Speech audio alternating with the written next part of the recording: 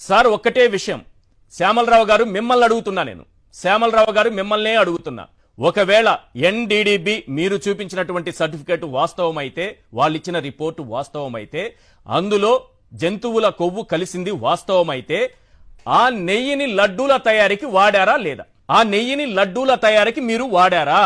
అన్ని టెస్ట్లు అయిన తర్వాతే లోపలికి ఎలో చేయాలి.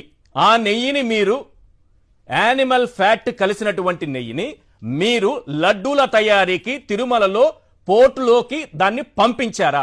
పంపించారు అంటే ఇమీడియట్ గా మీ పైన కేసు పెట్టి మిమ్మల్ని జైలు పాలు చేయాలి, మీ పదవి తొలగించాలి.